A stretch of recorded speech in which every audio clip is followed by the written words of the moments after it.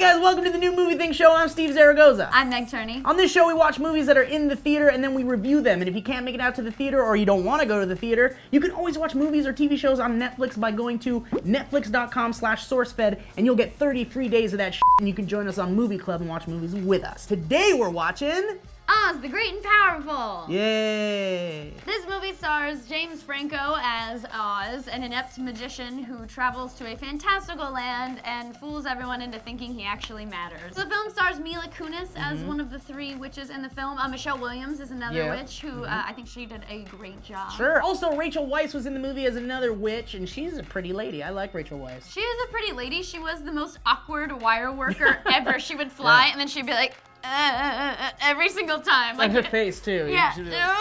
You could just tell, like, how did this make the cut? The movie was directed by Sam Raimi, otherwise known as the guy that ruined the Spider-Man franchise. Oh, that's rough. So, quickie review, if you're running out to the theater and you don't know what to see this weekend, I would say skip Oz unless you have kids or unless you really, really, really want to see it. Quickie review, don't go see this movie. You're gonna be let down. It was awkward. See anything else. So, I didn't read any reviews going into this one, but I had heard that there was positive buzz surrounding the movie. Like, people who had gone to see it were pleasantly surprised. So I was thinking, okay, maybe I'll take my movie nerd elitism aside and I'll go in with a clean slate, which I really did. I went into the movie thinking I want to enjoy this movie, and it did not help. But the first 15 or 20 minutes were kind of like, okay, even though there was some wacky shit going on. I kind of liked it. Now it's time for Love It and Hate It. I'm shooting electricity at you, kind of like the Emperor, which is weird because she's a witch. So my Love It is definitely, there's a scene where Mila Kunis, I won't say why, rips her bodice off. Yeah. And hello, ladies. Hot town, summer in the city, Mila Kunis showing her crazy titties. She doesn't really show the full titty, but it was enough that I was like, wow, whoa, all right. All right, now I'm watching. Popcorn. So my Hate It would have to be a lot of things, sadly. The CGI, I know they were trying to make the world look kind of weird since Oz is supposed to be fantastical, but it just looked really crappy. There were awkward lines. At the end, Michelle Williams says, "It's very tight in here," which is like, really? She says that. Yeah, she does. Weird slapstick comedy. It just couldn't figure out if it wanted to be serious or if it wanted to be like a 12-year-old's film.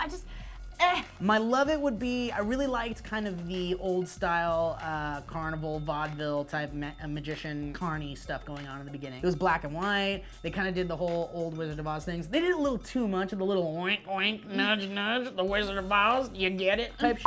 All the main actors did fine. The movie was just not good. The script was just not good. My Hate It would be pretty much everything else. Like, the CG was so bad. All of the background work, all of the green screen stuff, whenever the actors were clearly in a green screen room, in a green screen set, it just looked atrocious. I remember at one point there were horses in the background and you were like, that looks like Barbie DVD animation, basically. Also, story not good, everything's predictable about it. You basically can predict everything that's going to happen in the movie before it happens. And I guess Disney's gearing up for another one already? Yeah.